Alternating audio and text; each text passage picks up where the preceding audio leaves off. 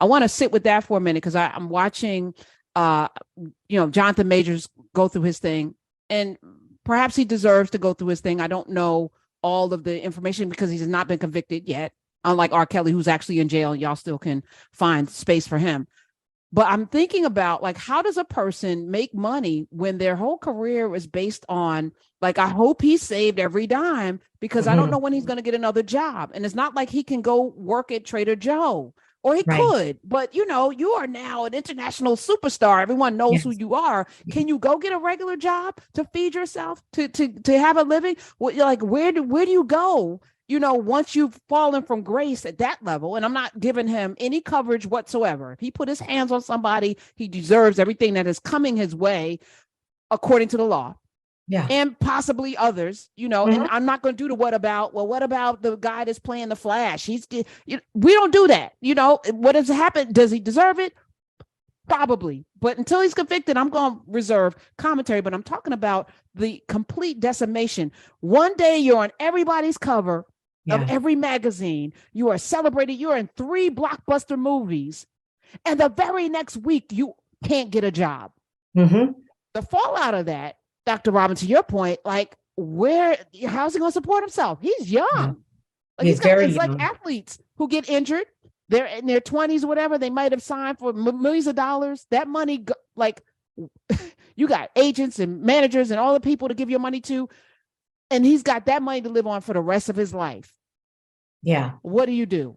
And unlike the athlete, Jonathan Majors can't just walk in and get a job somewhere. No, no, he can't. And I've been thinking a lot about him as well. Something we haven't talked about on this show, but people who have followed me and read my books or heard me speaking, I am a survivor of teenage violence. I was the first boyfriend that I had. I was young. I came from a family where we weren't spanked, whether people believe in that or not, but we weren't. And I went from that, a father who was loving and kind and gentle, to a boyfriend when I was a teenager who was physically abusive. And I tell that story, because it's part of my story, but I also tell that story because people need to understand that there are narratives that we all bring to the table. And so how could I didn't come from a violent family. I didn't come from a father who yelled or harmed my mother or us. And yet I ended up with a boy, and he was a boy. I mean, he was, maybe 16 at the time, a boy who came from a family where his father was abusing his mother and abusing him physically. I mean, and very serious violence, which I did not know about at the time. But the reason I bring that up in terms of my life and Jonathan Majors is, yes, if he did this, he will have to pay the consequences. And what does that mean for the rest of his life? Does that mean that he's discardable? And what does it mean when someone loves and embraces us, and then the next day we're not good enough? We're not good enough to, be their pastor. I see this happen in churches all the time, which is why many pastors are living lies, because they're trying to hold on to their day job. I mean, I know people don't want to hear that, but they're trying to hold on to their day job. And so they start lying, and then they make the congregation lie about who they are. So it's just one sick place. It's one hospital. That's what church and synagogue it's just a bunch of sick people, not bad people, but sick folk who have no place to tell the truth. And so when you talk about Jonathan, a young man who put his hands probably on one person, and if he's done it to one person, it is likely he has done it to others. But the question then becomes, is he discardable? And what happens to his life? Is there any repair? We've talked about this on your show with Chris Brown and Rihanna. I mean, is there any place for Chris to find his way back? I'm not talking about R. Kelly. I'm talking about Chris Brown. Is there a place for someone who hurts other people to do their work and be restored, particularly when they are in Black skin, particularly when they are in Black skin and Black male skin. And so that is a piece of reality. I mean, I think about, again, Jonathan, I've been thinking, I wonder who's talking to him. Not his agents, not his PR people, not the lawyer trying to either make up a story or twist something, but where is he going to do his own soul work? The work of his soul that he injured possibly one or more people. And so I know, as a person who survived as a young person, violence, I mean, had the imprint of someone's hand on my face. So we're not just talking about being cursed at or shoved. I mean, that's bad. But I'm talking about violence that altered my life.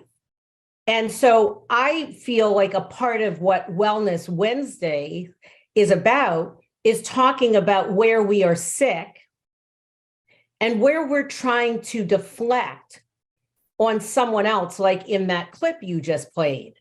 And there does need to be a reckoning for those who are condemning and blaming without creating a space for the truth. Mm. 866-801-8255. I also bring this up, and I didn't know you were going to share this today. Dr. Robin Smith is here. But Missy Elliott, she's from the DMV. I think she's from that area down there in Maryland.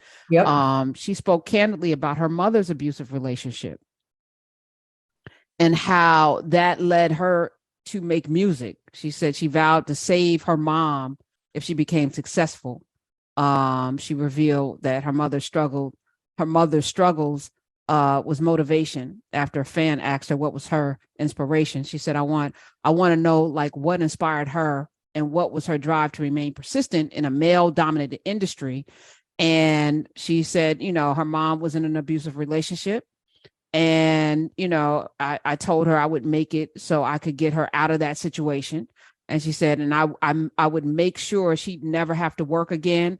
That's what really kept me going. And, I'm always mindful. The tongue is powerful. If you keep thinking it will never happen, then you bring that energy in your space. So try to speak goodness over your life. But she watched her mother get beaten, her mother be abused, and that drove her to make sure that her mother never depended on, because a lot of people stay in abusive relationships because they don't feel like they have options.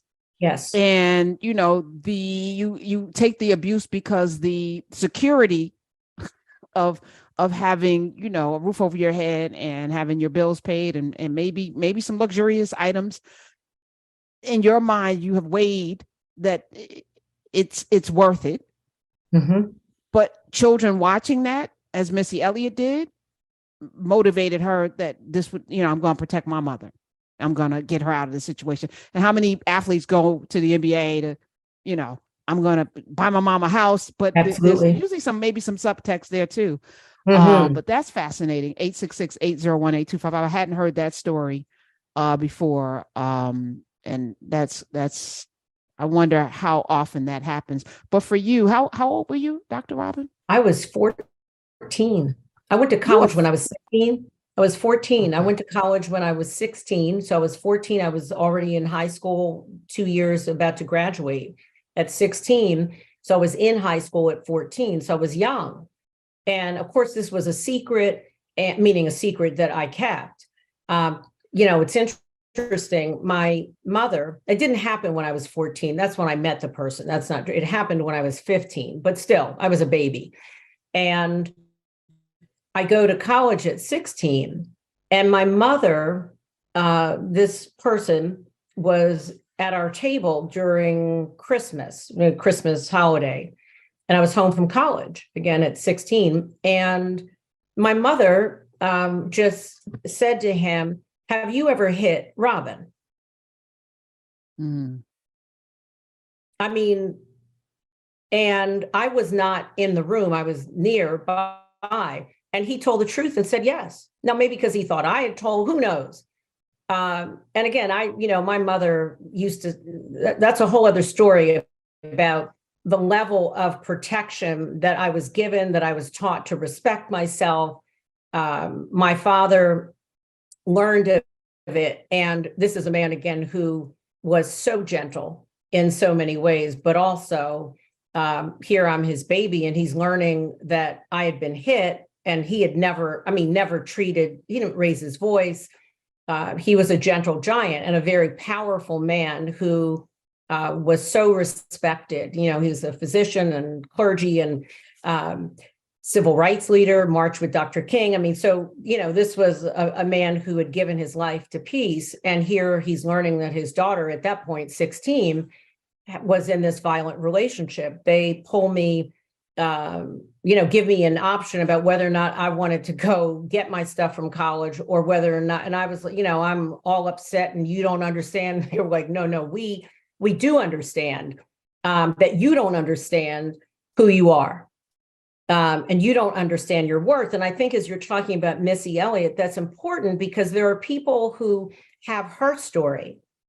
And there are a whole bunch of people who have mine, who did not see it, who did not come up in that environment, who had nothing to rescue their family from, and yet were victimized physically, emotionally, spiritually, psychologically. And so we have to really understand that what is underneath, like, what was my story? And when my mother used to tell my sister and myself, never let a man hit you, and I would kill someone. We can't say those kinds of things now, but because people are doing that. But so here I grew up with this level of respect. And yet when this happened the first time, it wasn't the last time. And that's also really important to know, that it didn't happen 20 times, but it didn't happen one time. And it's not as if when I was hit, and I want to use that word, not like abuse, like hit. It's not as if I picked up the phone or ran home and said to my parents, he hit me. So what would make me keep that kind of secret? And who was I protecting, and what was I protecting? Well, what were you? So how did you hide the handprint on your face? Well, because I just didn't, I was in college. So yeah, so they didn't see that. But even when I was home, it certainly didn't only happen in college. That's why I want to make it clear to you. And it happened when I just waited long enough. And everyone who's listening right now, who has either been a victim of physical or sexual violence, we know how to cover things up, and we can learn it very early, how to do it. And so I didn't have black eyes, and I didn't have that, but, I did have to wait for the imprint on my face to subside so that I could show up at home. If I had a mother asking someone, have you ever hit my daughter, who didn't see anything in her spirit? She knew that there was something volatile about this young man, something unsettling about him. And Dr. Rob, I'm yeah. sorry, go ahead. No. Dr. Robin Smith is here. You can listen to her every Sunday at 11 a.m. Eastern right here on 126 on the Dr. Robin Show. What did it take for you to value yourself enough to never allow for that to happen again? What did you do? What work did you do on yourself to demand that never happens again? Well, I had to even understand it. And thank God, again, I'm so grateful that my parents found out. I'm so grateful that my peaceful father was certainly not peaceful when he discovered that. He wasn't violent toward me, but he was enraged. And it's one of the few times I've ever seen him angry in that way. And I'm so grateful that 33 years later, he died 33 years ago, that I have that memory. And this would have happened 40 plus years ago, or longer than that now, that I have the memory of his outrage. But I had to really understand what was going on. And, people who abuse people groom them. So this didn't start off in any way that looked anything like violence. This started off with a young girl, meaning me, a teenager, who was seduced in many ways by this very suave talking young man. And I didn't really understand what was happening to me. And this is, my guest this week, by the way, a very powerful two-part interview is with Deborah Lee, formerly a BT, her book, I Am Deborah Lee. And a lot of what Debbie talks about in her book also has to do with the things that we participate in, whether it's sexual harassment, the things we hide because we're afraid, because we know somewhere, like I knew that being hit was unacceptable. I knew it not only because my parents didn't hit me, but I knew that there was something dark and evil about what I was hiding. And so to answer your question, it took years, not only around that issue, but more deeply, what it was in me that did not feel worthy, that was confused about my value. And that had nothing, it had very little to do with him and everything to do with the way in which the environments that I had been in, both Black and white, had been placating of me, and in some ways very mean and unkind, not physically abusive, but being in school settings, wanting to be liked, wanting to be accepted. And so until I could get to the place where I really loved myself, and you were talking about this earlier today, I mean, loved myself in a way that it doesn't matter what anyone thinks about me or says about me. And it's nice to have my work valued, but if it is not, I can't any longer be manipulated or bought or harmed trying to have somebody else crown me as worthy.